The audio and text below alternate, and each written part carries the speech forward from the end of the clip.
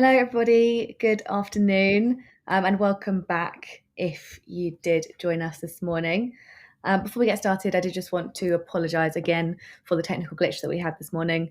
It was out of our control, but it is now fixed. We're ready, raring to go for some whiskey tasting. The sessions from this morning that didn't take place are now going to happen tomorrow morning. So we've got a full programme tomorrow morning of 4 virtual FAMs. So you can look forward to that and pop that in your diaries. We also wanted to announce the winner of yesterday's spot prize, which is an ESOP gift box. So congratulations to Sean Pages from Not Just Travel. You have won an ESOP gift box. And everyone else who would still like to win one of those, there are some available. All you need to do is snap a photo in the photo booth. So there's still a chance to win today. So if you haven't been to the photo booth today yet, please do pop over there and take a selfie. So this afternoon's session is all about whiskey. So thank you for tuning in. We are about to savour the flavour of 4 different award-winning single malt whiskies from the glorious island of Tasmania. So you have had many bottles sent to your home or office. If you didn't request a sample but still want to find out what this angle of Tasmania can offer your clients, welcome as well.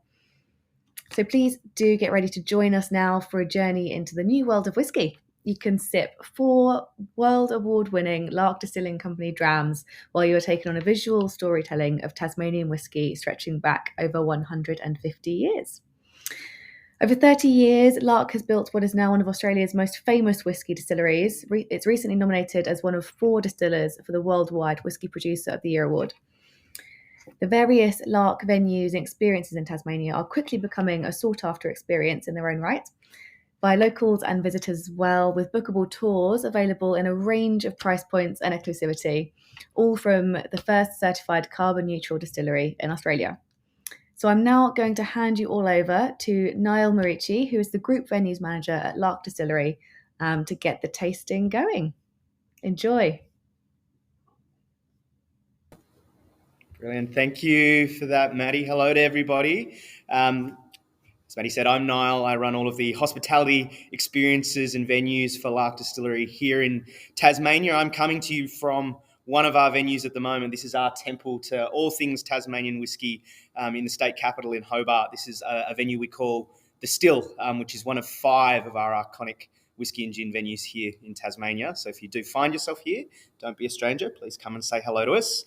But I don't want to talk too much because this is a virtual tasting and I really want to get to the liquids and give you a chance to taste and try and talk through what you have in these packs today. But before we begin the tasting, I'll just preface it with a little bit of some things you might want to have on hand to really elevate the experience so you can get the most out of your whiskies. And at any point, if you do have any questions, please feel free to jump in and ask them. I'll field them as we go along. So first things first, hopefully for those who've requested them, you have your whiskey packs with you now. I've got slightly larger bottles myself. I'm lucky here with those, but we will all be drinking the same whiskies together. You'll also need, obviously, a good glass to drink your whiskies from. And if you want to, as an added optional extra, I have some here, some room temperature water and a pipette to add to my whiskies. That is an optional thing to have on hand, but can help you get more out of these spirits, and we'll talk more about that as we go along. And one more thing that I have loaded onto the room here that you can actually download as a PDF. I've got my hard copy here, but there is a flavour wheel. We'll talk a bit more about this later, but this can be a really useful tool to help you get more out of your whiskies. But without further ado, I guess, welcome to the Lark side of things. But before I let you have at these spirits, one thing I want to point out is that it's been quite an exciting year for Lark Distillery. If we just flick to the next the next slide there, just the one after that, cheers. You can see here, I'm not going to list all of these things because I don't want to bore you, but we've had a really successful last 12 months. We're really proud of the work we've been doing here in Tasmania and for the Australian whisky industry more generally. Some things I'd like to point out is that at the and very recently as well, only last week at the Australian Whisky Awards, for the second year in a row, we won Best Australian Single Malt with our Dark Lark.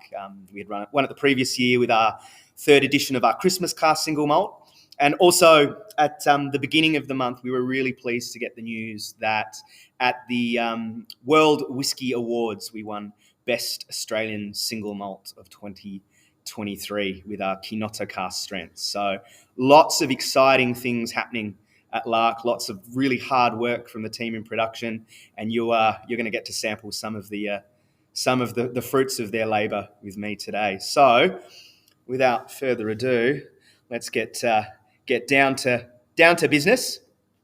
This will be our first whiskey that we're trying today. This is Symphony number 1. So if you've got that in your packs now, by all means, go ahead and pour yourself a dram. I can talk a lot. I can talk about whiskey all day if I want to. It is my job. Although that means sometimes if you wait for me to finish talking, you're never going to get a chance to try your spirit. So please don't feel obliged to wait. Get stuck in and have a nose, have a sip of this whiskey now. Although in a moment, I'm going to run through a little bit of a tasting method with you all. But don't hold back. Get some first impressions now. What I should say, and I'll just leave the bottle here as well, so you can see that as we work our way through the tasting.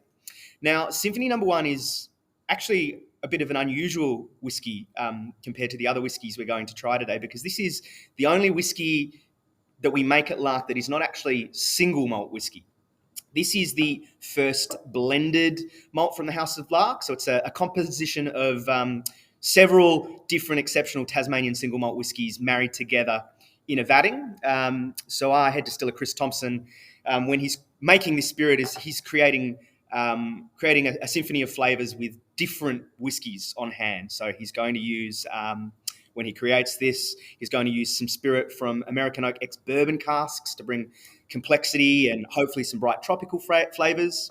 He's taking single malt whiskies from some of our other sites that are balanced with sherry casks, adding some depth. He can also add some heavier flavours into this spirit by using some export and Australian tawny casks. So altogether, this forms what is quite an oily melody of flavours with a really distinct Lark signature on it. But being a blended style, it makes it a lighter style of whiskey. So not just for a tasting for anybody who maybe isn't well versed or hasn't tried many Australian whiskies, this is a really great introduction to the category. So a great place for us to start today as well. So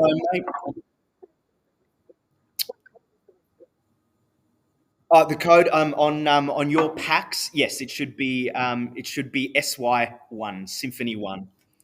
Hopefully everybody's got that in their glasses now.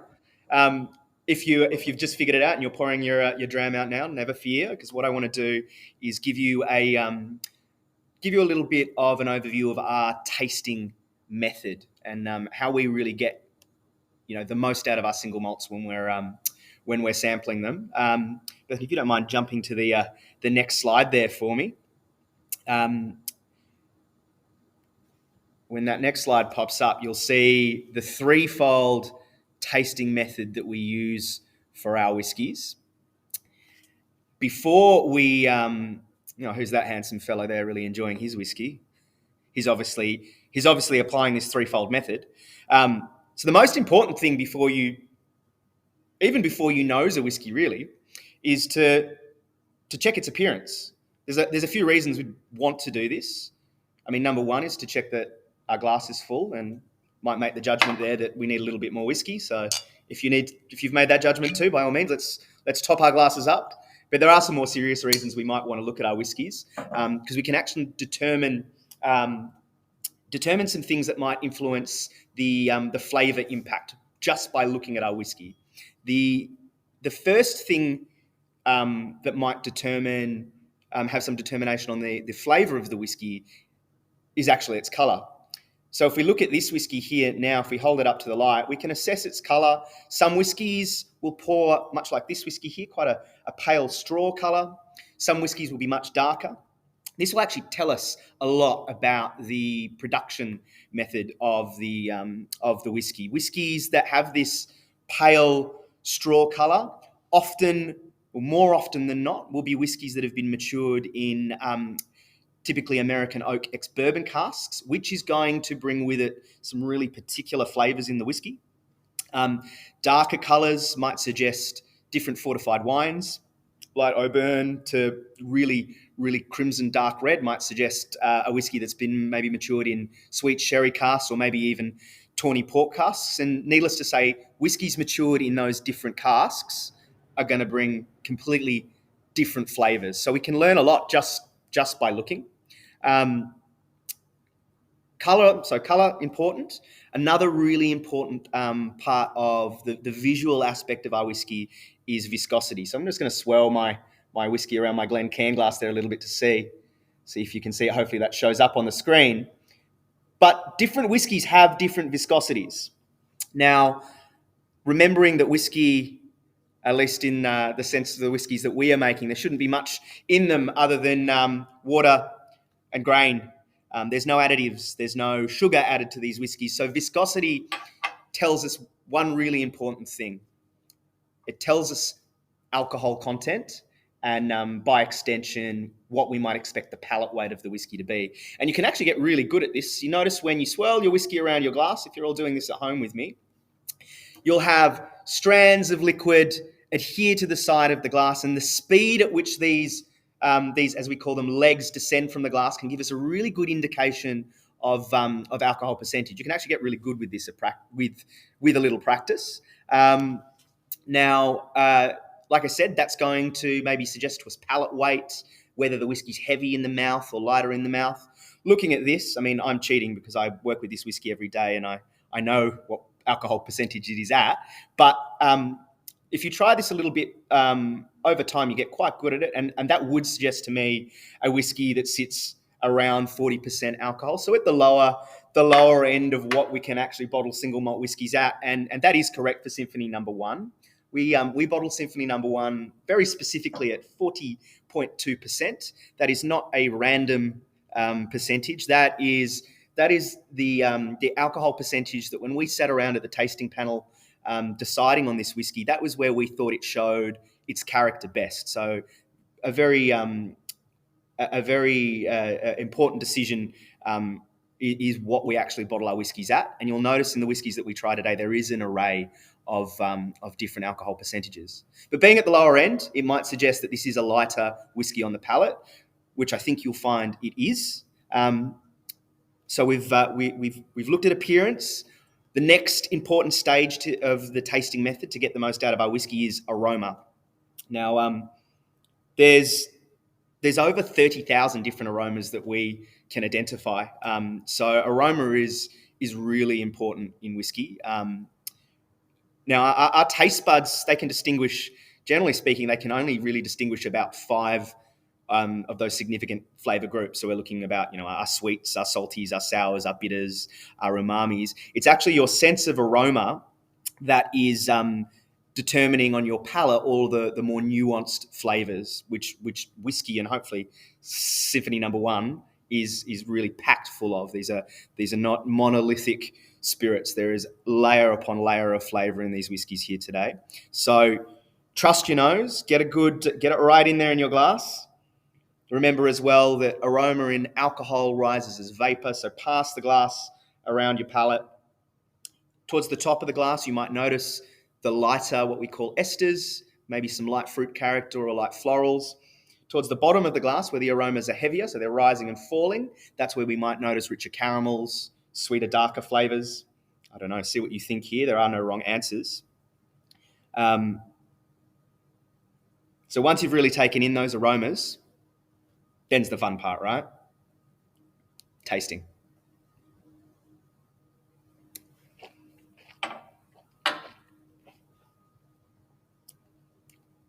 Now, you might have noticed there that I really allowed that whiskey to coat my palate. Remember, we're all superhumans. The flavor receptors on our palate can identify, well, there's thousands of them. They can identify all of these unique flavors in the whiskey. And remember, your palate is not just your tongue. It is the roof of your mouth, the insides of your cheeks. There's flavor receptors all down the back of your throat. So you are constantly having a different engagement with the flavor as that liquid passes over your palate. So it's important to, we say, and you might hear this in the wine world as well, chew that whiskey, really allow it to wash over your palate. Pay attention to what you're tasting initially, because hopefully, and this is the sign of a good spirit, that flavor may change as the journey of your palate happens. You might notice, and I think this is what I'm finding initially, there's some really bright fruit character at the front. As that hits the middle of my palate, becomes almost like, moves from those kind of more light tropical fruits to slightly sweeter, drier fruits. Pay attention to the length as well, the time that those flavors linger around, and how they change as well. Now, I don't want to be prescriptive in tasting. I don't like to be prescriptive in telling people what they taste. I mean, as much as there is science to tasting, it is a subjective experience as well. So you are not wrong in what you think you are tasting. Remember, you're not necessarily tasting those things. If I say fruit cake or honey glazed nuts or honeysuckle, it's not necessarily that those things are in my whiskey. They hopefully are not, because as I said before, there should be no additives to these spirits. It's an allusion to these flavors. But this is where the tasting wheel can be really useful as well, because this language that we use, this lexicon of flavor, can be a bit impenetrable sometimes. And whilst you might be tasting something, you may have trouble putting your finger on exactly what that flavor is in terms of a word to describe it. And that is where this flavor wheel, which you have the attachment of, the PDF, so please do use it if you wish. That's where this can be really useful. It unlocks that language of flavor. It's quite a simple little tool. You can see sometimes they work from inside out or outside in. This one's from inside out. In the inside of this flavor wheel, we have some really broad flavor categories. They are, and this has been designed specifically for whiskey, so this will change from flavor wheel to flavor wheel, but this one has the broad flavor categories of grain character, phenolic character, so those astringent and bitter characters, florals, fruits, woody notes. As you work your way out, we drill down into more specific flavors. So this is your fruity versus tropical fruits versus, right on the outside layer where we get very specific, might be fresh mango. So really useful tool, helps you unlock the lexicon of flavor and describe what it is that you're tasting. So with that new tasting method, leads us to the point, after a few sips of Symphony Number 1, what do you think? I notice we've got some questions here, so I might jump back and just have a quick read, see if I can answer. Now, what sort of foods would you pair with single malt whiskies? And is there a particular glass to drink from? I used a shot glass, but that seems very uni, lad. True. And someone else, Samantha's jumped in and said she's noticed fruity mango in the whiskey. Yeah, some good questions there. I might start with glassware. You've probably noticed I'm using quite a specific glass here. This is the universal tasting glass for whiskies these days. This glass is known as the Glencairn glass, and it is a very specific shape designed to accent our whiskies. You notice it's got a bit of a bulbous base, so oxygen can get into the glass and open the whiskey up. But then at the top of the glass, the top of the glass tapers, so we can direct all of those aromas of the spirit straight to our palate. Glencairn is not the only style of whiskey glass on the market. There's a variety of different glasses, really good glasses as well. But they'll generally all take this shape. Although I quite enjoy, for analytical tasting, as we're doing at the moment, I quite enjoy using a wine glass. A wine glass doesn't have such a definite bell on the glass, but it does taper at the top and can be really good for channeling the different aromas in the spirits to your palate. But I guess it does depend on the moment, and we might talk about this a little later. We are trying whiskey neat here in a very analytical fashion. We are trying to get to the core of these spirits and what they taste like. But every whiskey has a different occasion for drinking. Sometimes I like to drink my whiskey on ice. Sometimes I like to drink my whiskey as a highball with soda water. Now, that doesn't necessarily call for a glass like this, a Glencairn glass. I guess it really does depend on the moment. And you asked about food as well. What food might you pair with whiskey? And I guess this also depends on how you're serving your whiskey. I think traditionally, whiskey, with its kind of rich, sweet character, often powerfully impacted by fortified wine casks. There is a natural affinity with whiskey and many desserts. So whiskey pairs really, really well with sweet dishes. But think of these more subtle notes that you might be finding in Symphony Number One as well. Nutty elements, more savoury elements. One of my favourite combinations is a more peated single malt whiskey paired with whitefish or oysters is a really delicious flavour combination. I think if you're prepared to look, I think there is a whiskey that could be paired with every stage of the meal. So I think there was another part to your question there as well, Noreen, in terms of glass, food, and yeah. I mean, like I said, shot glass is fine. Any receptacle is good at the moment, but yeah, the Glencairn is the universal standard for a good glass to drink your whiskies from. So Mark says, I've noticed tastes including licorice, salt, blackcurrant, and rose. I don't know if that says more about the whiskey or me. Look, as I said before, this is a subjective experience, and no one is wrong in what they taste. And I think this is just testament to the complexity of these spirits. There is, I mean, I guess it's hard to put a finger on how many specific different flavors we might find in a single malt whiskey, but it is a nuanced and complex spirit. With a little time in the glass as well, some of you might find that aromas that were stronger before dissipate and different aromas arise. So you might find some of those earthier notes come through with a little oxygen. You might find some of the sweet character of the barrel comes through. It really depends on the whiskey. To briefly summarize Symphony for me, though, in terms of the other whiskies we're going to try, this is definitely palate weight, the lightest. It's a very soft whiskey on the palate. It's got beautiful lifted tropical notes. There are some florals. I think you start to see some richer barrel notes, some spice, and some darker kind of burnt sugars come through as well from the port casks that are used, but they're not dominant in this whiskey. It's very approachable for lots of palates. And on that, Slàinte mhath, I'm going to have another sip, and we might move on to another spirit. Just on that though, Symphony is a really great way to introduce you to what Lark Distilling Co. is as well, because I said this isn't single malt, it's blended malt. And it is that because it's spirit taken from two very different distilleries. If we were to put single malt on a label, which we do for most of our whiskies, because the majority of what we make is single malt whiskey, it must come from one single site. We actually operate two different distilleries here in Tasmania. One at Cambridge, which is, we like to think of it as our original distillery. It was built in 2006 when Bill Lark, our founder, who's that jolly-looking gentleman there next to those beautiful wooden washbacks, looking lovingly at a glass of whiskey. That is Bill, our founder. And Bill started Lark on his kitchen table, and it was a very small operation for a long time. But in 2006, he moved the distillery out to Cambridge in the Coal Valley in Tasmania. So it's about 20 minutes on the eastern shore of Hobart.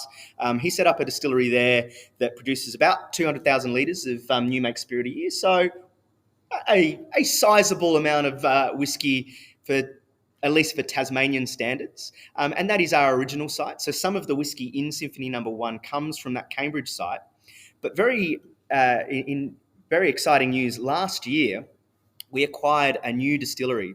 This is it, our Pontville distillery in the southern Midlands area of Tasmania. So again, about 25 minutes to half an hour outside of Hobart, the capital city. But this is a really very special place for us. It will become the new home of Lark Distilling Co. This is a beautiful 19th century estate with a distillery on site. So this will become, in the next few years, the epicenter of Lark production. We are building a a new distillery there at the moment, which will have capacity for about 1 million litres of spirit per annum, which might sound like a large number, but really in the scheme of the world of whiskey, it's just a drop in the ocean. But you can see they're two very distinct distilleries, and they produce two very distinct spirits. And Symphony Number One is the only whiskey where we take barrels from both of those sites and marry them together into the whiskey that you have just tasted. But it's hard to give you the complete magic and the beauty of the Pontville site without taking you there in person. So I've done the next best thing, and thanks to the magic of the internet right now, I want to transport you all to the southern Midlands of Tasmania and introduce you to our Pontville distillery site. So Bethany will queue up a video for us now to take us to Lark Distillery, Pontville.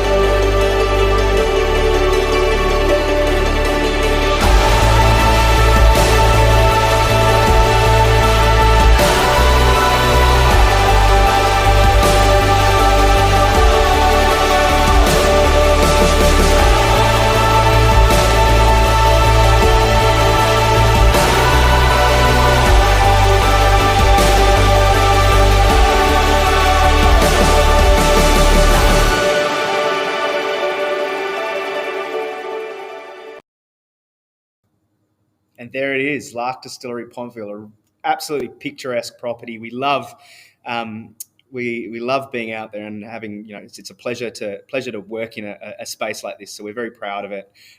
We'll talk a little bit about Lark Distillery, Pontville later as well, because there's some other things I would like to share with you that you may be interested that happen out at the distillery. But let's try another whiskey. And there was a good question there whilst we were watching the video. Should we spit the whiskey out like in a wine tasting? My answer to that one is, for me, it's about 2:30 in the morning. Now I haven't been to bed yet since my working day yesterday, so I feel like I've earned myself a drink. So I'm not going to be spitting these whiskies out. I'm going to be enjoying them as this is almost, I guess, a knockoff drink. What a nice way to end the working day.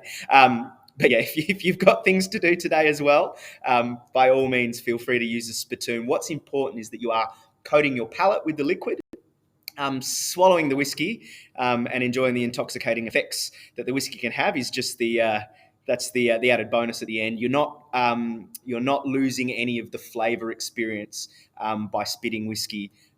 If you have followed that method and allowed the whiskey to coat your palate, you should get a fairly complete flavour experience.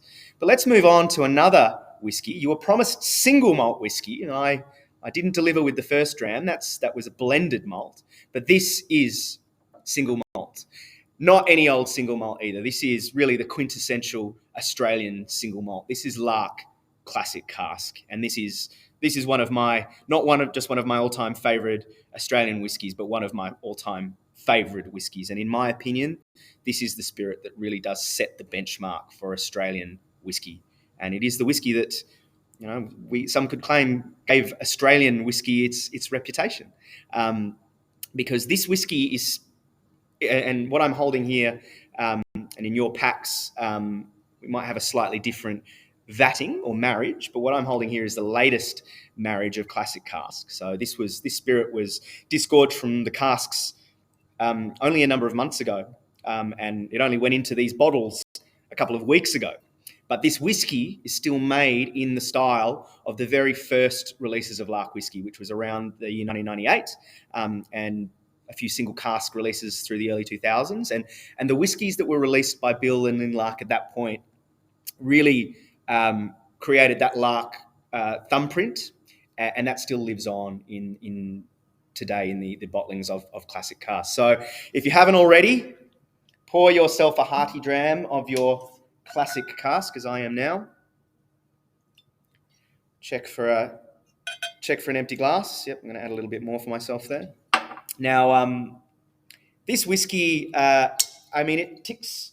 I'm sure there's many Scotch drinkers on the stream at the moment. This whiskey is made in a very similar manner to Scottish single malts. In fact, a gentleman known by the name John Grant, who runs a little distillery in the Scottish Highlands called Glenfarclas, actually tutored our founder Bill Lark in how to make single malt. And this classic cask, the method we go through the double distillation in pot stills, the cask selection, the maturation program.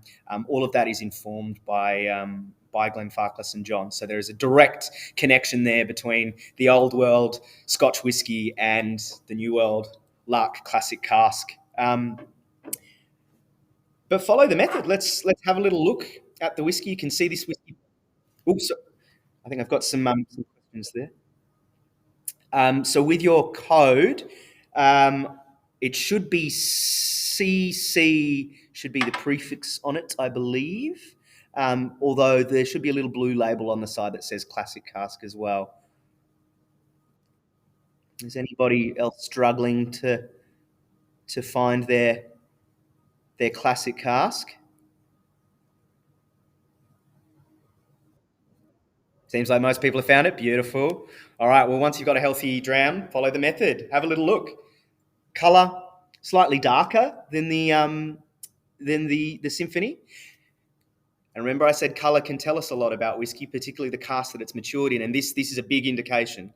Now, obviously, I'm cheating because I know how this whiskey is made, but that color immediately would suggest to me some kind of fortified cask. You can see how there's that auburn red tinge to the spirit, and that is very much the method employed to mature Lark classic cask. This is a whiskey, like I said, single malt whiskey, double distilled in copper pot stills, but then matured in a series of sherry casks and port casks, or more specifically, a pair of casks and rare tawny casks, the Australian equivalents of those fortifieds. So those barrels are used not just to mature the spirit, but also to finish the spirit as well. So this is actually a marriage of a variety of different fortified casks, all from the one distillery out in Cambridge, hence why it is still a single malt. But we now marry a whole array of casks at once when we create this spirit. It is no longer a single cask whiskey. For us in Australia, and you might be able to see behind me.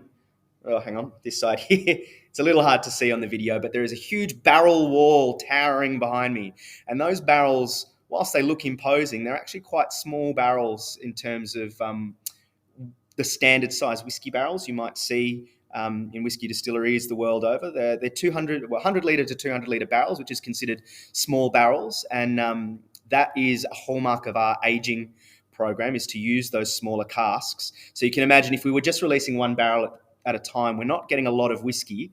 So to be able to do a release, we'll take 10, 20, 30 different barrels at a time and create a marriage, which allows us to maintain a consistency in style of flavour of the spirit. But this particular marriage dominated by sherry casks and port casks, which is going to give beautiful, rich, almost fruitcake or plum pudding type character to the whiskey. Although there is a hallmark in Lark whiskies, which you might pick up on this.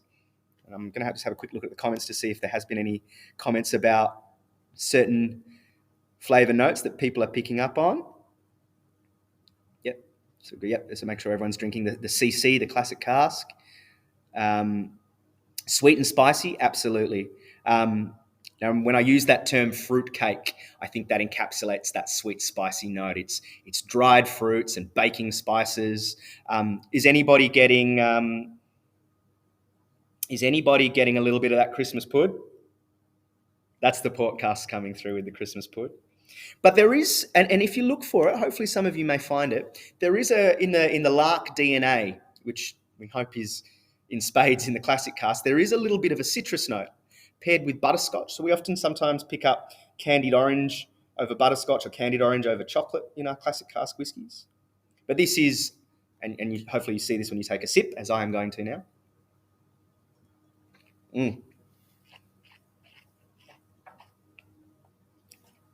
It's a beautiful, oily, weighty spirit. Is anybody picking up a bit of a spicy note on the palate, though? Yeah, someone's getting cinnamon. Does anyone pick up a little bit of white pepper or kind of maybe, again, maybe even like citrus oil, lemon oil or grapefruit oil? Because there is a slightly spicy note there, and that goes, and this is the perfect slide to illustrate it on, that goes to the elements that create this spirit. There are only really three key ingredients. There is the malted barley that we're making our whiskies from. That is all Tasmanian malted barley. We take barley from all over the state. Now, the majority of the barley that's grown in Tasmania is grown for the brewing industry. So we're actually using a brewer's strain of barley for our whiskies, which is not common. It's not what you would find in Scotland or Ireland. Brewing strains of barley do not give very high yields in terms of alcohol, which means we get less spirit from them. But that's not a problem because the brewing strains of barley, because of the levels of protein and some of the other things that are present in the barley, create this really textured spirit, which is something we don't want to sacrifice. But this spicy note I'm pointing out actually comes from the presence of peat in our whiskies. Now, you might not think this is a particularly smoky whiskey, and I think you'd be right to say that, but we do use a little bit of Tasmanian peat when we make our Lark Classic cask. Peat is obviously just the breakdown of organic matter over thousands and thousands of years. Our peat is from the Central Highlands of Tasmania. It's all freshwater peat, so it's the breakdown of sphagnum moss. When we smoke our malt with that peat, it doesn't impart a very savoury, smoky, salty flavour like some coastal peats can, particularly in some Scottish whiskies. What it does is create this beautiful kind of warm, sweet smoke and this slightly peppery note as well. And for those who have water with them as well, this can be an interesting experiment, is just to add a drop to your whiskey now. And you're going to break down some of the esters and the phenols in your spirit there, and you might find the flavour changes. And often with whiskies that do contain a little bit of peat, adding a dash of water can actually accentuate the peat character or that spicy character. I'm not actually sure if it's going to happen with this one. I haven't added water to Classic Cask in a while, and not to this marriage, but let's see if that happens.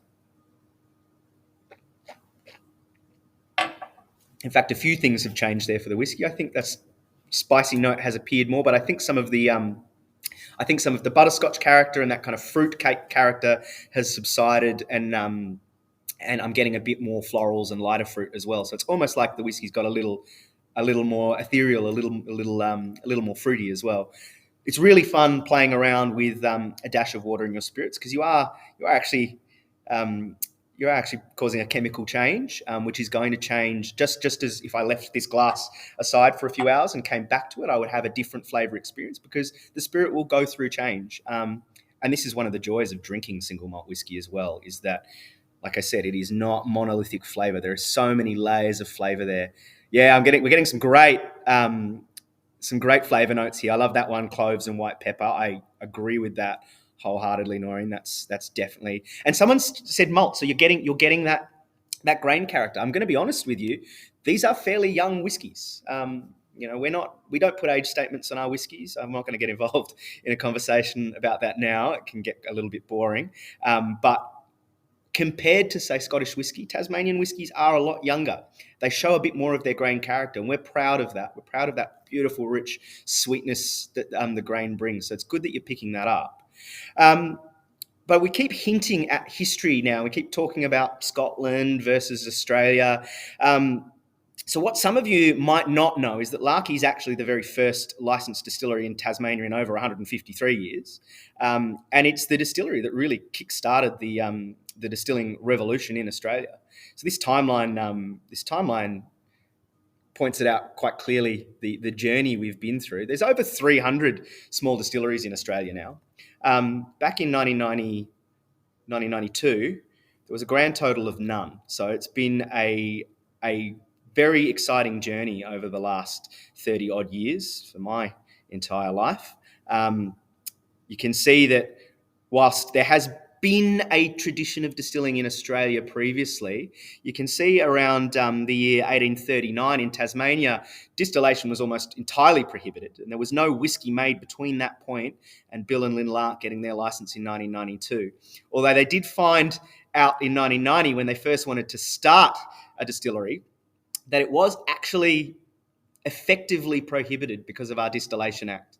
When Australia federated in 1901, we modelled our Distillation Act on the United Kingdom's Distillation Act, which obviously regulated an industry that was already centuries old, and a number of the provisions of the Act were not relevant for the Australian industry, and it actually put restrictions on production outputs, not in terms of maximum outputs, but minimum outputs. So you had to spend a lot of money to start a distillery in Australia, because you were not allowed to make spirit on anything smaller than a still that was smaller than, in today's terms, 2,700 litres. And just to give you context there, our biggest still at the moment is still only 3,000 litres. So we are only just legally compliant as the law stood in 1990. So when Bill and Lynn first had the idea of starting the distillery, they actually had to go through a little bit of a period of lobbying and opening doors and talking to politicians to get the law changed. But with the strike of the excise minister's pen in 1992, the act was changed, and became the first legal distillery in Tasmania in 153 years. There's just a few questions about age and about the history of the whiskey. There, we've got what have we got here? Is whiskey worth investing in? Will it appreciate in time? Well, yes, there has been, even with Lark whiskies, there has been examples of the price of the whiskey appreciating very rapidly, particularly with some of the whiskies that receive international accolades. Although it is a bit of an imprecise art predicting which whiskies will accumulate value versus other whiskies. There's also a question on, we don't specify the age of our whiskies, but do they improve with age? Absolutely. Whiskey improves with age in cask. There is a fine balancing act we play, and we're still lucky to be, I said that we're going to have a distillery in Pontville that will produce 1 million litres per annum, which sounds like a big number, but it's actually, relatively speaking, quite a small number for the industry at large. And we're still very privileged to be able to audit our casks. And by audit, I mean taste our casks. All of our casks in bond under maturation, we taste them about 3 or 4 times a year, which means we get a really clear idea of their journey. And it means our distillery team, led by Chris Thompson, can make the choice of when to select those casks based on a flavour decision, not on an age decision, because they know all of those casks quite well. The fact of the matter is, though, once the whiskey hits the bottle, unlike wine, whiskey is not going to change much. It won't improve. It won't improve in glass. In fact, whiskey can, like wine, degrade. You can see this bottle is nearly. It's getting towards the end of its life.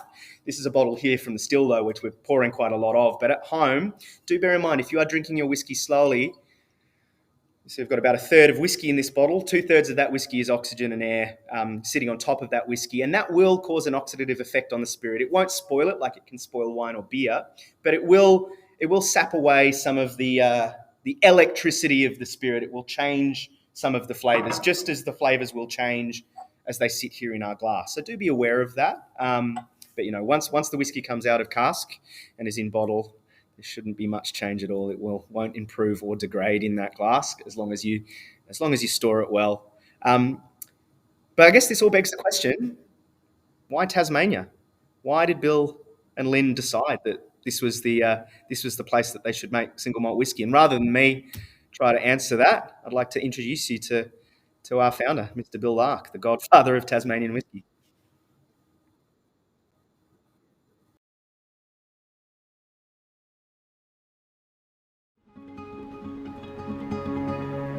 Well, my love for whiskey began sharing a dram with my father-in-law, Max, many years ago. It was my first experience of whiskey, really. We used to take a bottle along with us on fishing trips and share a dram, and it got us talking and thinking about Tasmania and the fact that we grew beautiful barley down here and that our water was second to none, and we figured our climate must be okay, and I knew there was a peat bog up in the Central Highlands not far away. So we just started saying, well, we've got everything we need to make whisky. I wonder why nobody's making whisky. It's really humbling that wherever I go, people like to tell me that Lark is truly the iconic Tasmanian whisky brand.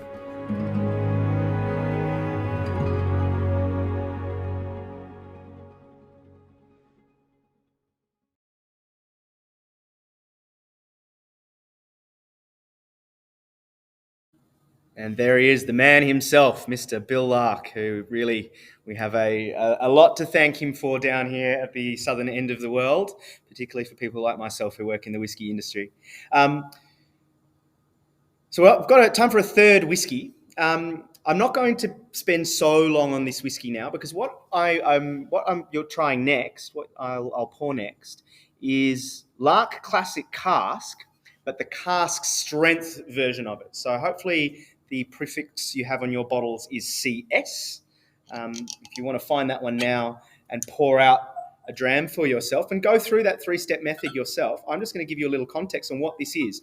This is essentially the same whiskey as what you just tried before. The big difference is what you tried before was bottled at 43% alcohol. Classic cask strength is bottled at 58% alcohol. And at 58% alcohol, those flavors are going to change. So I'll just give you a few hints. I want you to consider those barrel notes, those fortified notes. See how they change when you try them at 58%. Think about the sugars, that kind of butterscotch character. See what that becomes at 58%. You might find it becomes a lot darker, almost like caramel. Some people might even find a milk chocolate note. But also think on that peat character, because you might find that the peat comes through a little more like smoke in this cask strength. But while you're having a nose and a taste of that, I just want to, as I said, I'm sitting here at the still, which is our we'll call it our temple to Tasmanian single malt here in Hobart. But we have some other venues that I want to introduce you to. If you do find yourself down here, we've got what we like to think of as the spiritual home of Lark, our cellar door on Davey Street on the Hobart waterfront. And this is actually the building where Lark really did begin. Whilst this was always a cellar door and tasting room, in the early days of the distillery as well, Bill and Lynn used to have the pot still sitting here in this cellar door, and they'd be making the whiskey in this room. So you could come into the cellar door, sit down with Bill at the bar, have a taste of some of his, probably didn't have a lot of whiskey to sell at that stage, but have a taste of some new make spirit and some cask samples, all while the still was running next to you. And we still keep the cellar door as kind of our premier Lark tasting venue. It is a beautiful space. It is, like I said, it is the historic home of Lark on the waterfront there, and it's a bit of a pilgrimage for fans of not just Lark but of Australian whiskey in general. It's a very special place, and within that venue, we offer all kinds of interesting tasting experiences, guided tasting flights, and you'll see there from the images, there's a lot of paraphernalia in there. That hanging on the wall there is the letter from the Excise Minister in 1992 saying, "Congratulations, Bill. Head on down to the Commissioner's office. The law has changed. You're allowed to make single malt whiskey in Australia again. Go and get cracking. I'm expecting big things." Yeah, some people are getting some nutty flavors from the cask strength. That's fantastic. Marzipan, great tasting note there. Samantha, I agree wholeheartedly with that marzipan note. It's funny to think that these are essentially the same liquid, but at a different percentage, it almost becomes a different spirit entirely. If you are in Hobart, you might find yourself heading off to the Mona Museum and Art Gallery, the fantastic private gallery, one of the biggest private galleries in the world, full of modern art and quirky experiences. But often if you're heading there, you'll leave via Brook Street Pier because you'll take a ferry down the Derwent River. You'll also find Lark there at the ferry terminal on the berthing deck. We have a tasting bar there as well. And Pontville, you've already had a little introduction to our Pontville distillery. But one of the exciting things that we've started doing at Pontville is something we call the Fuse experience. And that is an experience we offer where you can actually create your own single malt whiskey. So you can spend a few hours with me, playing with cask samples, working exactly as our team would in the distillery, creating your own unique cask strength Lark malt spirit to take home. So a really unique experience for anybody who takes the trek out to Pontville in the Southern Midlands. And then, of course, you've got where I am now, The Still, which is our innovative new space. It's not just a whiskey bar. It's a retail space, a tasting room. We have casks that descend from the ceilings and fill your glass. Now, like I said, it's just about to go 3 a.m. here, so it's not the liveliest space right now. Was a few hours ago, but I like to give you a little taste of The Still because it is one of our newest venues, and we're very proud of it. So let me transport you to a Friday night in Hobart, to The Still Whiskey Bar.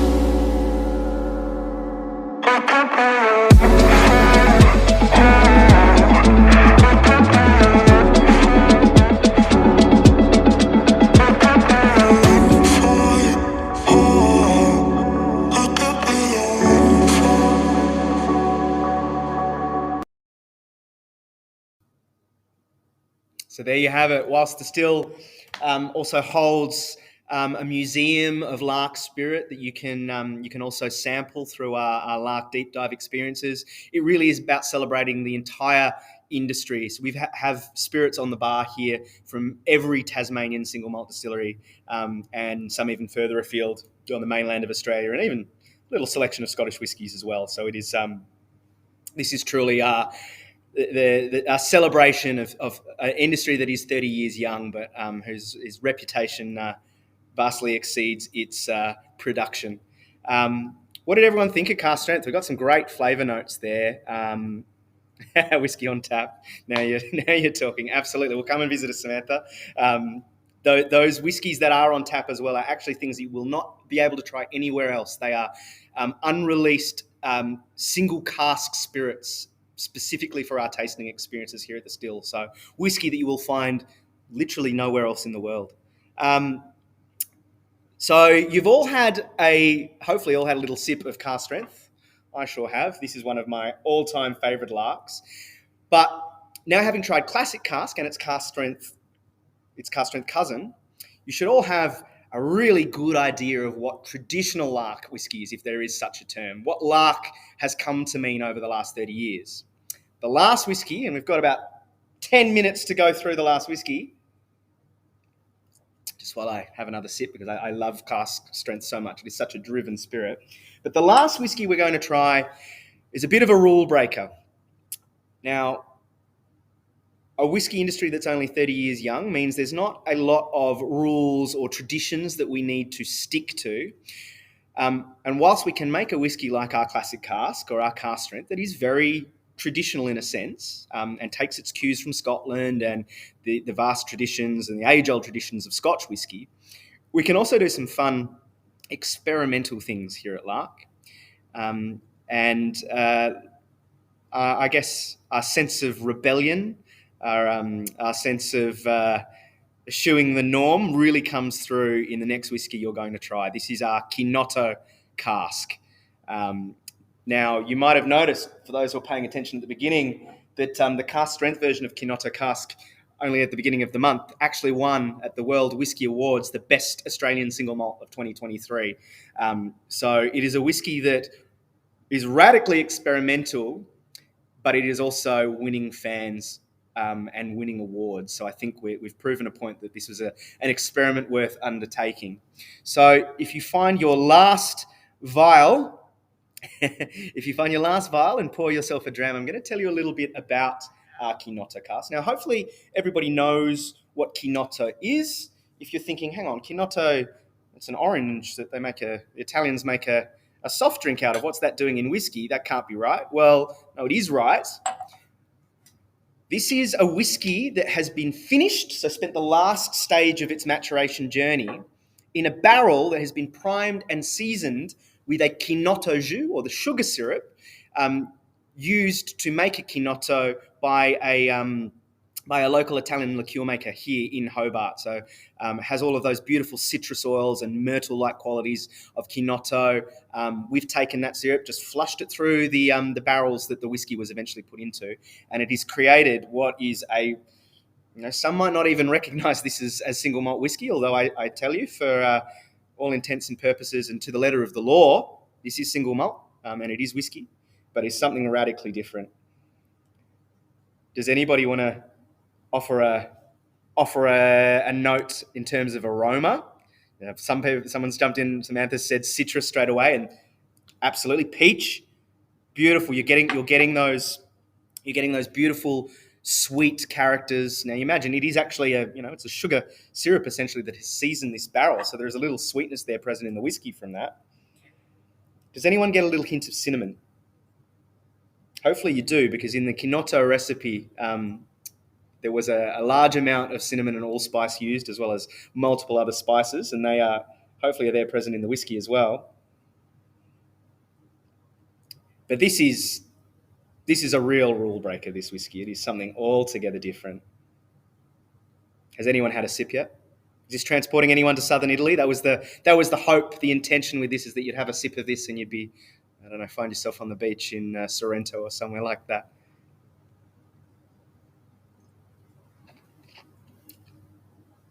It's a little sweeter on the palate, which is understandable. These casks have been seasoned with something very sweet. If I'm not driving home. No, I'm lucky. Hobart's a very small city. It is everything is very close, and I live very close to the still, so I will safely walk home. But I also, as well, should do my responsible service of alcohol, and hopefully you're all drinking from the comfort of your own home anyway. But yeah, do be aware if you've drunk all of your piles today, you've had over 2 standard drinks. So just bear that in mind if you are planning on driving anywhere. Is anyone getting the cola note from the Kinotto cask? This is one thing. I mean, maybe it's a little bit of a joke between us all, but a lot of people say to me, Niall, how should I drink my whiskey? Am I only supposed to drink it neat? And I don't ever want to dictate to people how they should drink their whiskey. I think everyone should enjoy their whiskey in the way that they enjoy it the most, whether that be on ice, whether that be neat, whether that be in a highball. And some might be surprised to say, or be surprised to hear me say this, someone who works in the industry and whose job it is to advocate for these beautiful single malt spirits. But if you enjoy a whiskey and cola, who am I to tell you that that's not a completely legitimate way to enjoy your whiskey?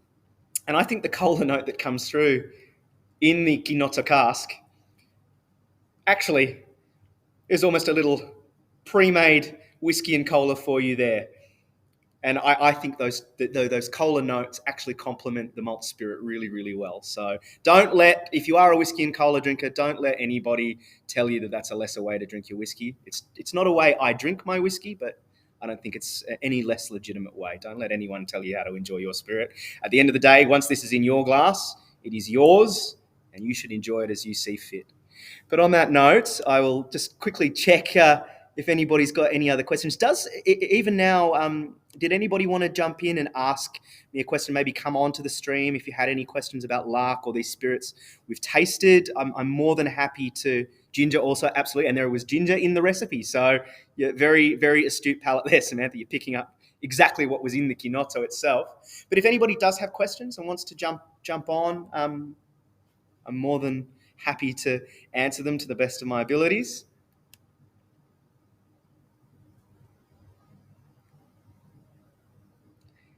But if not, thank you very much for having me, and I hope you have enjoyed these spirits. I hope it's given you a little window onto a world that maybe you didn't know too much about. Look, there's not a lot of Australian whiskey that makes its way outside of Australia. You might read about the whiskies and hear about awards and things, but the whiskies themselves don't travel too far because we don't produce an awful lot of it at the moment. So hopefully this has been an enlightening experience for you, and hopefully amongst those 4 drams you found something that suits your palate, because I am a strong believer that there is a whiskey for everybody.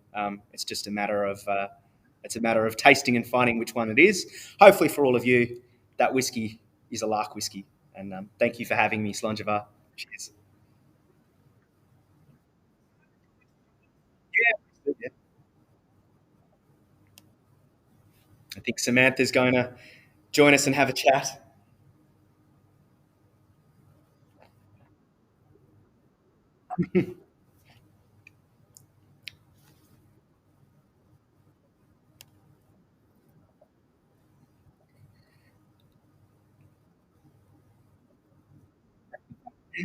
Brilliant. John, that is a big compliment there. John has said, as good as Scotch. Look, that for every Tasmanian distiller, that is the comment that I think probably goes most to their hearts, because we have so much to owe to Scotch whisky industry particularly, and the connections between Tasmania and Scotland have only grown tighter over the 30 years of this industry. So I'm glad you think the Lark whiskies are on par. We will never claim to be Scotch, though. Let us remember, this is strictly the new world of whiskey here. We are making Tasmanian whiskey. We're not trying to recreate Scotch. But look, that is the homeland for it all, and we're very proud to be making whiskies that you think stand up to some of the best that Scotland has to offer. Brilliant. Well, if no one has any more questions, I will leave you at that. It's nearly my bedtime at 1 minute past 3. Hopefully we see you here in Hobart at some point, or at least in Tasmania. Don't be strangers. And if you see Lark on a shelf anytime in the future, please consider grabbing a bottle and sharing the love. It's been a pleasure being here. Thank you so much. Thank you so much, Niall.